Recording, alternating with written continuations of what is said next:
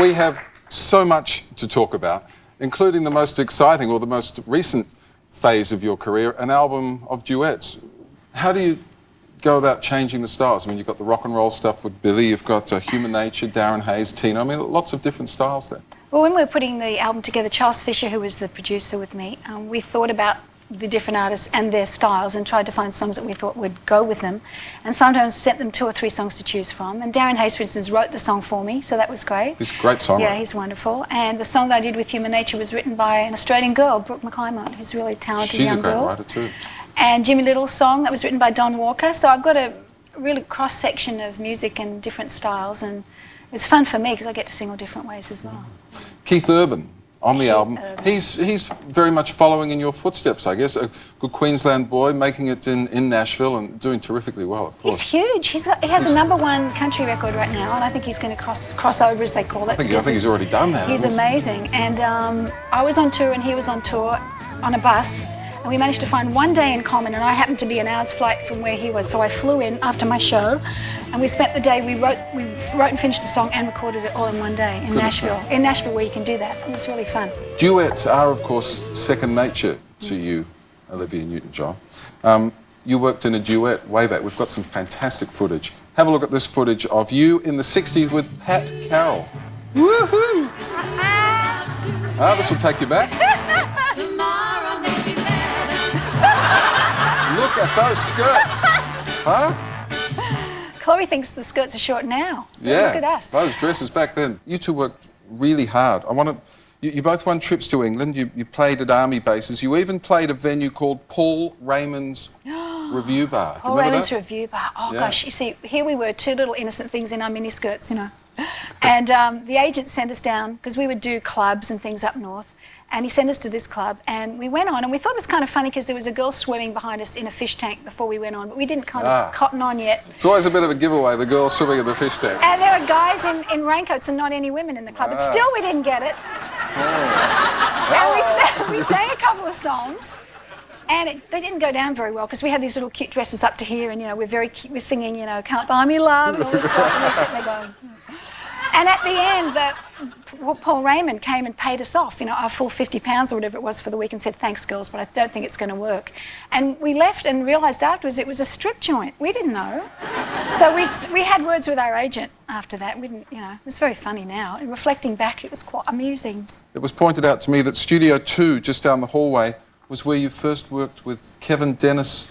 The Kevin Dennis auditions, just over there and around the corner and down the hallway. That was the very, very first television thing I ever did in my life, and Ian Turpie played guitar for me. He did indeed. We actually have some footage. Oh, you don't? We do, I promise we do. Hey! Oh, there's Ian. There's Turps. The looks we got when we got back. Beautiful. Then you brush them off.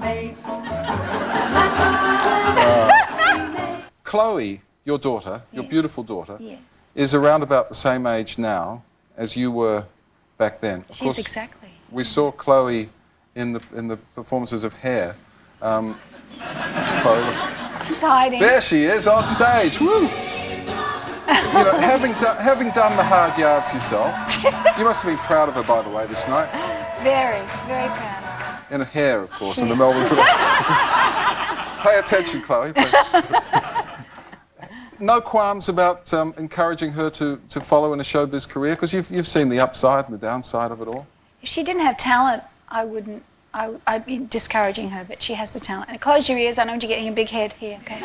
But she has the talent, and she has the tenacity, and she's grown up in that lifestyle, so she understands what it's about. And I'll be watching out over her until she's ready. And I think she's actually very much got her own ideas of what she wants to do, and is following her own musical path, which is very exciting. One of the most exciting things you've done recently is the launch of the DVD for Grease. How much fun, folks, was it seeing her and Johnny Boy up there? Huh? That must have been an absolute hoot, was it? You know, it's really unbelievable to me because, I flew back with my band on a day off. We just happened to fall on a day off, that party. And to see the press that was there from all over the world. I mean, they're there from every country of the world, Turkey, Japan. It was like the opening. You think it was the opening of the movie all over again. It probably was bigger. It was bigger because, you know, you didn't have to sell it. They liked it already. It was great. You didn't have to be nervous. But it was unbelievable. And it's selling like hotcakes, and we had such a wonderful time. And John, to sing with John again was really a hoot. Yeah. What a great time. Come on, folks, sing along. No, oh, who hadn't you seen for ages there amongst the cast? Oh, I hadn't seen Ed Burns. I hadn't seen Frankie Avalon. He was there. Frankie Valli I'd seen. And Dee Dee I see quite often. Where'd John I see. Where'd you see Frankie Valli? I saw him shopping. Actually, he was shopping. Frankie Valli does his own shopping? Yeah, I saw him shopping one time. A lot of the others I hadn't seen. Jeff Conaway, of course, I've seen because he was married to my sister at one time and he's still kind of in the family. And Dee Dee I see a lot, and I see John, but a lot of the other cast members I hadn't seen, so it was great. A lot of the guys were telling us from the cast were saying that when you first got into the leathers, when you first put on the leathers, they didn't even recognise you, the Sandy 2 kind of outfit. Tell me about that, because you actually walked around the set in that outfit prior to filming, is that right? Yeah, what happened was John was filming the song Sandy. We were at a drive-in set and I'd finished filming for the day, so I went into the wardrobe wagon to decide what outfit. They had a bunch of stuff to try on. So we eventually settled on what I was going to wear, and I thought I'd go out and show Randall Kleiser, who was the director of the outfit, and make sure he liked it. So I walked out and it was just getting dark, and something about the outfit kind of changed my attitude. Surprise. And I had done my makeup and hair too. I did the whole thing. And suddenly I noticed that the guys were looking at me, and I'd been used to being Sandy One, you know, in this cute little outfit, and nobody really looked very much. So suddenly they were turning. I thought, now I get it. Now I get this movie even. So it was really quite amazing. And they didn't know who I was. They thought I was a new cast member because they didn't, you know, a lot of them didn't know about the end, or, you know, they didn't know when we were going to do it. So it was fun. Yeah. It was another one of those moments you remember. Olivia, we're going to take a little break now, okay, and we'll be back with more very shortly. Ladies and gentlemen, Olivia Newton-John.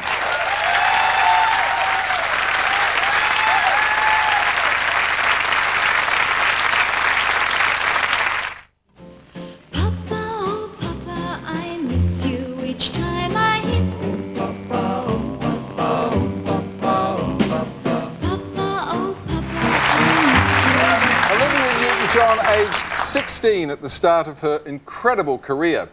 Now we're about to meet another Aussie superstar who got his start in the 60s as well. At 18, he had his first #1 hit, Poison Ivy, and concerts that outsold the Beatles.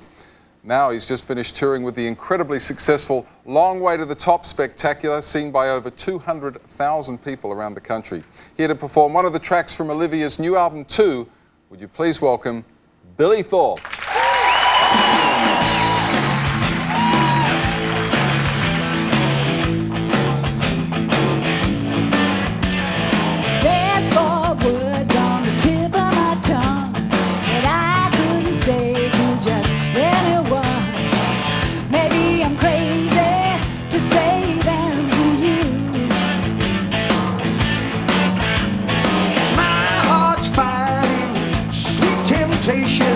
Since you sparked my imagination, baby, I'm mad about you. Trying hard to keep control. I tell you more than you need to know. Anything to keep my cool. Draw the line, not break the rules. I've been good for most of my life, but I just might change that tonight. Baby, I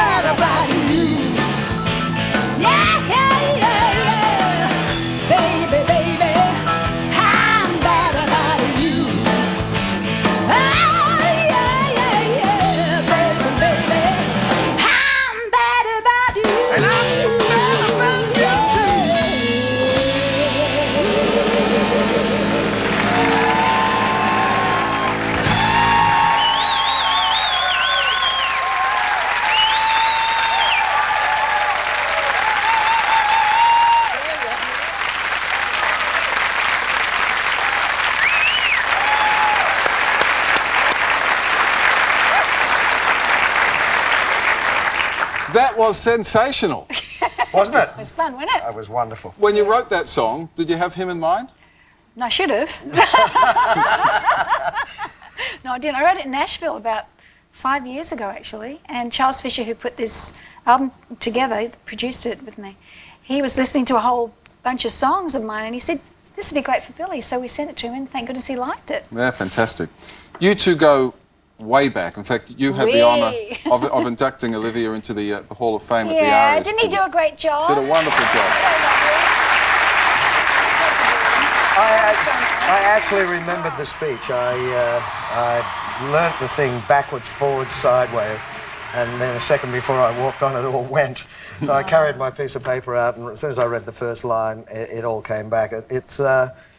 She's such a wonderful girl. I mean, she has not changed a day in her personality since I met her in the 60s. I mean, what you see with Olivia is what you get. Still stupid after all these years. But she makes me laugh, you know. I mean, the photographs in the studio that were taken of us when we did the single, all you can see is the back of our tonsils. I mean, because we laugh. We've had so many great laughs at parties at Olivia's and at John and Pat's house in LA because we all got there around the same time in the late 70s, you know.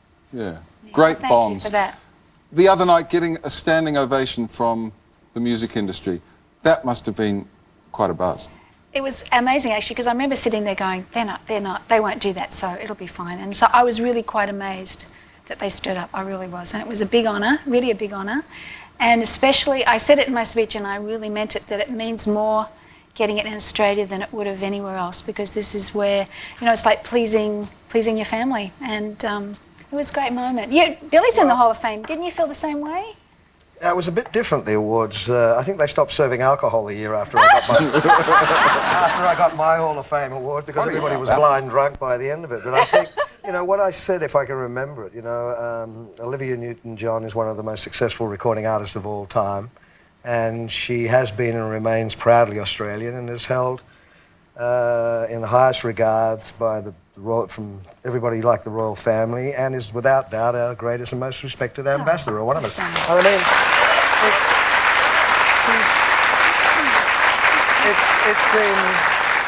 it's funny that after all these years, because we've had so many sing-songs with Pat Farrah's house. I mean, do you remember the night we had the sing-song Australia versus America, and there were all of these guys from West Side Story?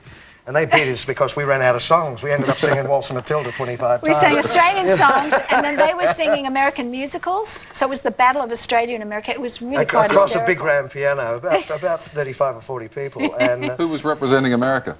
Oh, I don't remember. There was all kinds of people. There were all kinds of musicians and stars. But we've sang a lot together. I wrote some stuff with John Farrah for Olivia way back. At the start of your aria speech the other night, you thanked someone. We're going to replay a little bit of that speech. First of all, to my teacher at University High in Melbourne, Mr. Hogan, who told me that if I was thinking about singing, I'd never pass my matriculation, so to follow my dream, thank you, sir, because your words decided my future. Mr. Hogan sounds like a bit of a new age guy. Do you think he was ahead of his time, telling you to follow your dream? I think he was just being honest.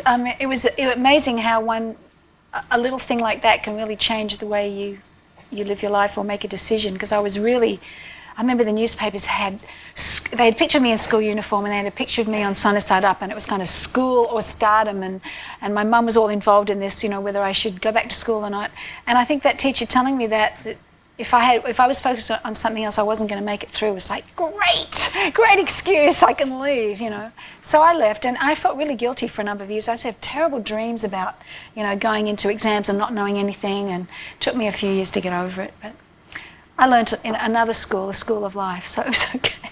The reason I thought we'd mention that now is because your headmaster gave you a different sort of advice, Billy Thorpe. Well, because I started on television when I was 11 years old. I was doing TV 3 and 4 nights a week, and making more money than my headmaster when I was about 12. And I was never... I used to get to school, I was doing gigs at 12 and 13, and so I was always late, and he hated me. So I told him I was going to go to Sydney to, you know, to try and make it. And he said to me, Thorpe, you'll never amount to anything, you know, so... Thanks a lot. After I had, well, you know, wonderful. So I thought, right, I'm an Aries, you know, Aries just don't forget.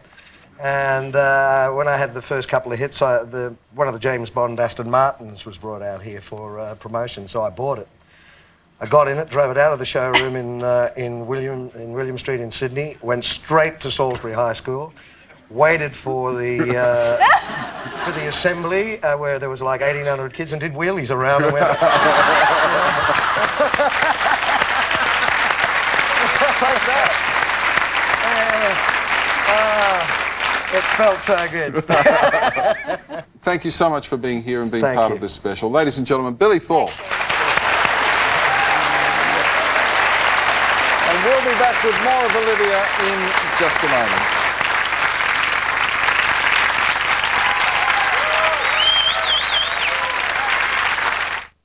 Peter Allen, Tina Arena, Darren Hayes, Human Nature, Keith Urban, and many more. Find them all on Olivia Newton-John's new album, 2, in store 4th of November.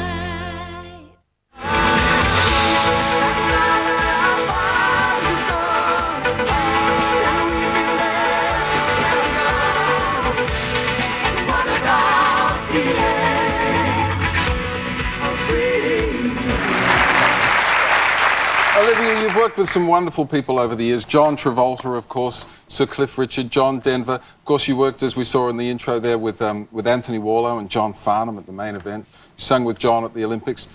Who do you think is the most fun you've ever worked with? You want to answer this question very carefully indeed, dearie. That sounds like a familiar voice. Ladies and gentlemen, please welcome John Farnham.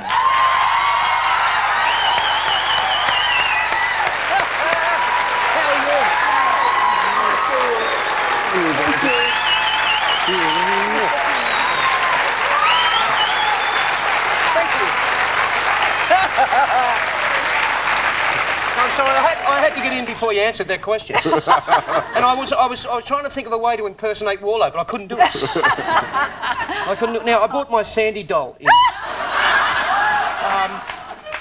But I'm a little disappointed because I would have preferred Sandy 2, which is in the tight black outfit. But the beauty of this one is there's a few moving parts. But I've left her in the box because I didn't want to wear them out. Haven't changed a bit. John, just Don't so get me that, into trouble because this could go much further. just so that you don't feel left out, we have your own doll.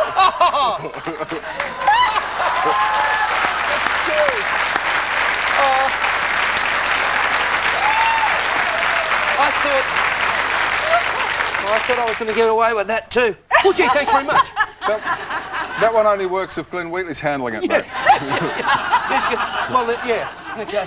It's one of those. So are you going out touring? It's your day. Yes, I'm going out touring, but are you having a nice time? I'm having a lovely time. Good. That's Do you know your words? What do you reckon? What do you reckon? Oh, I have trouble with them. That's why I do I'm shocking. duets. He's going on Yeah, tour right. till June. Going on the road till June. Yeah, well, I told Wheatley this was going to be the last one, and he went, no, which was typical Wheatley, and he said, well, it's going to be the last time. It's going to be a long time. It's going to be forever, right? Yeah, but it's been interesting with the lyrics and stuff, and I have an apology to make to you, a public apology to make to you. I never really got to work with you on the album. I know. Well, Which disappointed me, and because I was in the middle of my one at the time, and I'd become terribly self-possessed, and I can't pull myself away from an album once I started. And but are you finished? I am finished. Oh well, that's next Maybe time. next time. Next time, I'd love that. Well, pick a day when I'm not working. will Thank you. All right. Well, thank you for that. That's really nice because I need it. I did miss you. Yeah, well, I missed you too, Yeah. and because I loved singing with you on the show, and I got a kiss at the end of each song, which was kind of nice. Your album is going gangbusters, John. We should congratulate Yes, you on I it. love Give him a it. round of It's applause, beautiful. folks.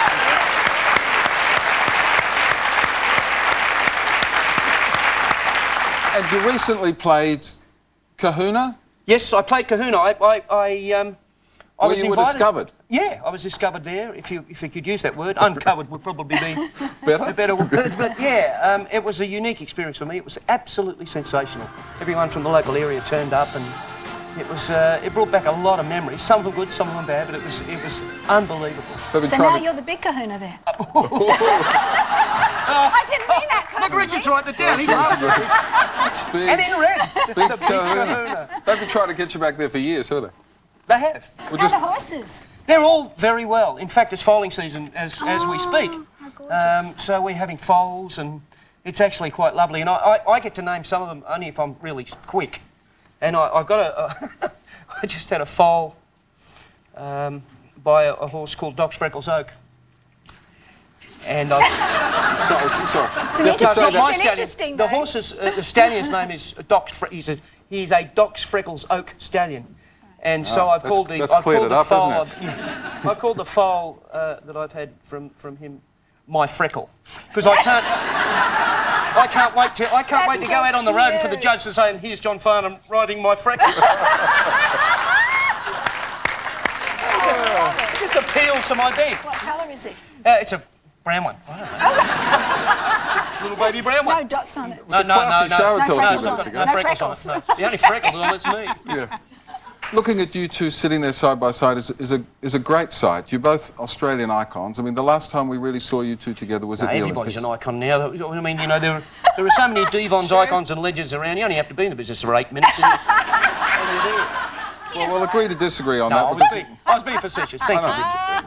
You two are both very special. I mean, those concerts, the main event, when you two were there with Anthony Waller. Tell me how much fun it was, the three of you getting up there night after night. It was great, wasn't it? It was an amazing experience. And look, I have to say, I mean, we were asked, in no uncertain terms, to do that again. I think we all really would have loved to have done it again. I know I would have. But I don't know whether we could have actually topped it. It's a hard act to follow. Real tough to follow, and I would rather people remember it, or this is my feeling, remember it as it was. What I was frightened of with that whole thing is people walking away from main event again, if you will, or the second round, or whatever we're going to call it, would have gone, it wasn't as good as the first time. Yeah. You know, and that first time is always, you know, something I'll never forget. Yeah. I wish I hadn't have said that. John, thank you for being here. Yeah, I know thanks for coming. it's very special for both of you to... It's my pleasure. And I wouldn't have missed this for the world. I really would. Thanks for coming. I really appreciate it. Take care. See, and good luck on your tour. Thank you. Thank you for the bell.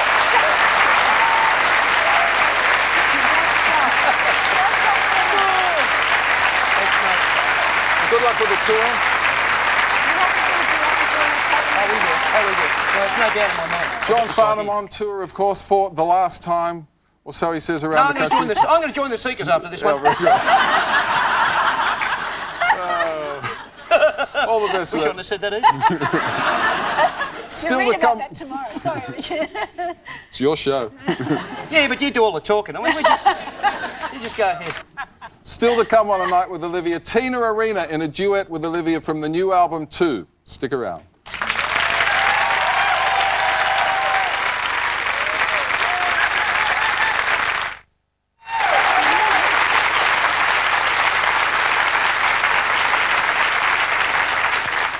Oh, this is fun. I've always wanted to do this. Are there any questions in the audience? Hi. Hi, Olivia. When you were doing Grease with John Travolta, there was a lot of on-screen chemistry happening between the both of you. I'm just wanting to know if off-camera there are any sparks. Actually, yeah, there were sparks. There was chemistry, definitely, but it seemed that John always had a girlfriend and I had a boyfriend, and it just never quite worked. And I think that's probably why the chemistry did work, because I think if we'd been going out, it might have created problems. But no, we did have a definite chemistry, and we're still good friends. He's a lovely guy. Lovely guy. Yeah. Hello, Olivia. Hi. In the movie Xanadu, what was it like working with Gene Kelly, and how long did you have to practice for all your skating scenes? Oh, good questions. Gene Kelly, of course. How lucky have I been in my life? I've got to dance with two of the greatest dancers and guys in the world, Gene Kelly and John Travolta. So Gene Kelly, you imagine the fear I felt when they said, you are going to tap dance with Gene Kelly, and I'd never tap danced in my life. So I scrambled to lessons immediately, and I think I had about 6 weeks of tap before we started rehearsals for that. And he was great. He was really patient, and he actually directed that scene. He wanted it, of course, my luck, he wanted it to be in one take. So I really had to learn it really well because I couldn't make a mistake. But he was lovely. He was lovely to work with, a true professional, and he could still really dance very, very well. He was wonderful. Thank you. Oh! Okay. You asked me about the roller skating. Sorry, I passed on that because I have horrible memories of it because I was being taught by this amazing roller skater, and when we were filming the song, suddenly I fell really hard and I cracked my tailbone, and I had to keep filming, and it was really painful. They rushed me to the hospital and they did an X-ray, and then they put me on this ice donut. And so between takes I would sit on this ice donut and then kind of pull myself together, and so I haven't roller skated since that movie. Big surprise. Olivia, you always seem to have such wonderful poise, and I just wonder, when you started out, did you ever have stage fright or nerves, and what have you done over the years to deal with all that side of performing and being in the public eye? It's a very good question. I had terrible nerves. I was very, very anxious always. In fact, my knees, I used to wear long dresses so you couldn't see my knees tremble. But no, I was very nervous. In fact, it kind of spoilt performing for me when I was very young. Then I guess with experience, I got more and more used to it. And then I think going through the experience that I went through 10 years ago of my illness and everything, and going through divorce and stuff, I kind of put everything in perspective and realised that, you know, what's the worst that can happen? You forget words. I've worked with John Farnham, I'm not worried anymore. So I'd like to ask you about the Eurovision Song Contest. Oh, would you? I'm sorry. Do you have to? Yes. Yes, I will. Well, a lot of us know that you didn't like that one song that you sang. No, I didn't. Of the other 5, if you could have sung one of those, which one would it have been? That's a good question. From what I remember, I loved a song called Angel Eyes. Yes! Yeah, That's my favourite. I thought that was a really beautiful song. So, you know, but usually with the Eurovision Song Contest, they pick the Papa one, so I wasn't surprised that... what's it called again? Long Live Love. Thank you. Forgotten it. I wonder why I forgot the title. That's why they chose that one, yeah. I greatly respect your environmental work and the cancer work you do. And just speaking about ABBA, Frida from ABBA is a great environmental campaigner, etc. And I just was thinking that perhaps yourself and Frida doing a duet together would be very powerful. Great idea. I'll call her tomorrow. Good. I know the number. Do you know how to reach her? Yes, I do. I'll tell you later. I do. Thank you. Hello. Hello, Olivia. I'm a huge fan. Yeah, I see. Can you tell? T-shirt. I just wanted to ask you, having lived in both America and Australia, what would you say are the main differences between the two countries? I guess both countries are home to me in different ways. Australia just has the smells, the bird songs, the sounds, the bush, things that, you know, don't have the same meaning for me in America because I didn't grow up there. So I think it's those things that you can't replace when you leave. And the people, the good humour.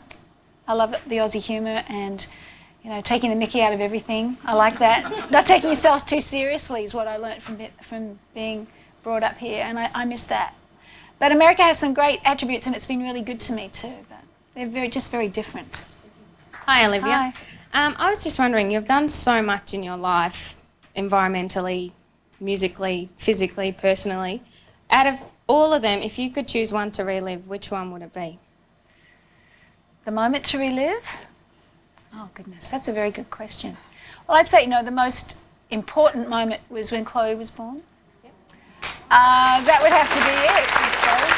I mean, there's nothing more thrilling than having a child and that moment, and I'll never forget that moment. And I've had a lot of other moments, but that would be the one that's the most important to me. Yeah. Thank you. Yeah.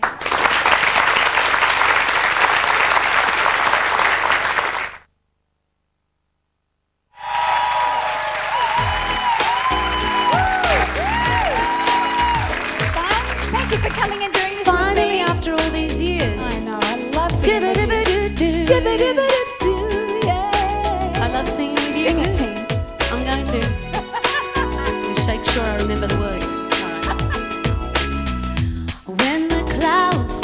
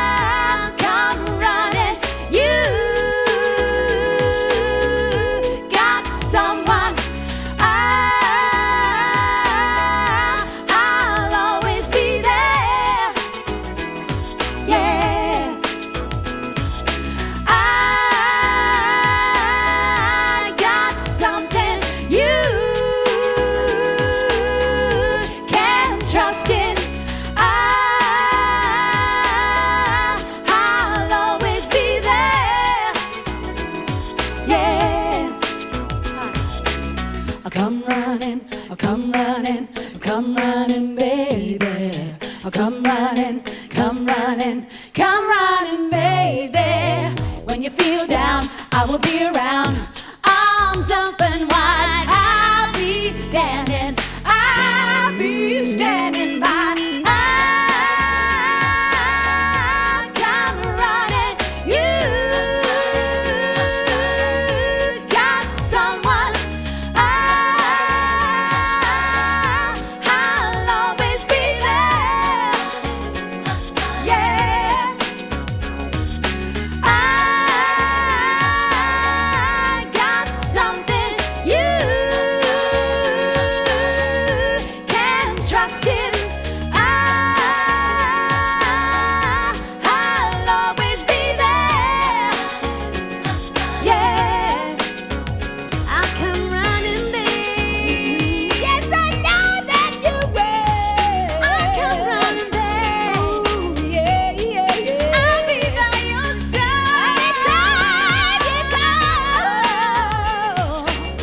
anytime you call. Anytime you call, anytime at all, yeah. I'll come running, I'll come running, come running, come running, come running, baby. Come running, come running, come running, baby. Come running, come running, I'll be there for you.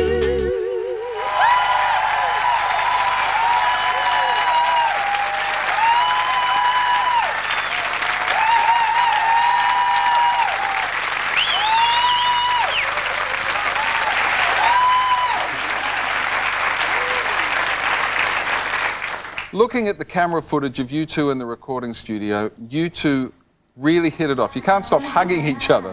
When did you become such good friends?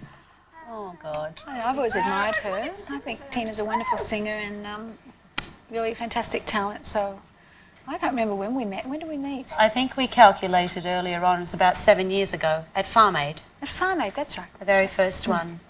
But of course you would have always looked up to Olivia when you were tiny Tina. Goes without say. Yeah. Goes without say. I mean, who wouldn't have grown up admiring and respecting somebody who's not only an incredible talent, but goes on to show incredible humanity.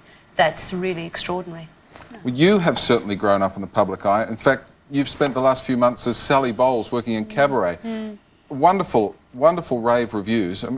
How do you get into that character? You must lose yourself in the moment, do you? Here you are on stage. Tina, talk us through what's going on. I did. I mean, that's the moment where I just realised that I get fired from the club and it's my last performance. So it's an extraordinary feeling to be able to immerse yourself in another character, in another spirit. You know, I get really bored of being Tina Arena 24/7. It can get really boring, believe me. So Sally was a little bit of fun and nice to be someone else for a change. Yeah, it is. She's wonderful in it. What about you on stage? You're wearing, well, not very much at all, in front of a room full of people. How confronting is that? Very, extremely confronting, particularly someone like me I've always felt really inhibited about my body. I don't know about Olivia, but I've always done everything to cover it up. And I don't know why, it looks great. Except that black and white magazine shoot. Oh, all right. you just had to go there, the one that my father bought every copy of in the Western suburbs. Go, Pep. Hey, that whole shoot was about coming to terms with myself and actually accepting myself more than it was about taking your clothes off. It really wasn't about that for me. It was about accepting myself.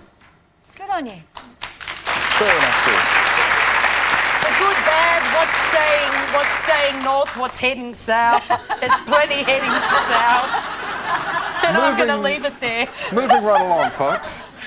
You recorded a very special duet with Peter for this album, Tenterfield Sadler. Yeah. What's it like singing with someone who's obviously not there, it's just a voice in your headphones? Well, I feel he's still here. I feel his spirit, his music lives on, and therefore he lives on in spirit, and he had a very powerful spirit.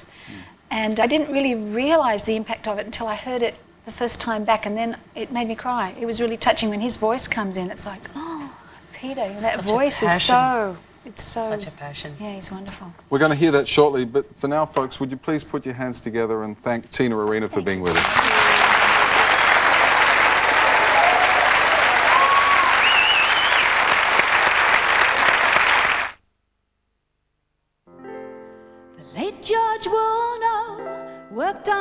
street, lived on manners.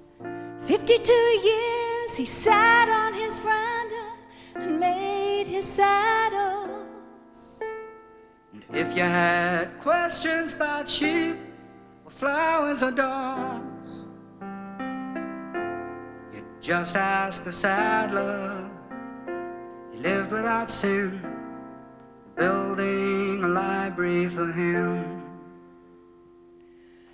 Time is a traveler, Tenterfield saddler, turn your head. Ride again, jackaroo, think I see kangaroo up ahead. The son of George Warno and often got married and had a baby. Something was wrong, and it's easier to drink than go crazy. And if there were questions about why the end was so sad, well, George had no answers about why a son ever has a need of a gun. Time is a traveler, Tenterfield saddler, turn your head. Ride again, jackaroo, think I see kangaroo up ahead. Ooh, yeah. The grandson of George has been all around the world and lives in no special place. Changed his last name and he married a girl with an interesting face.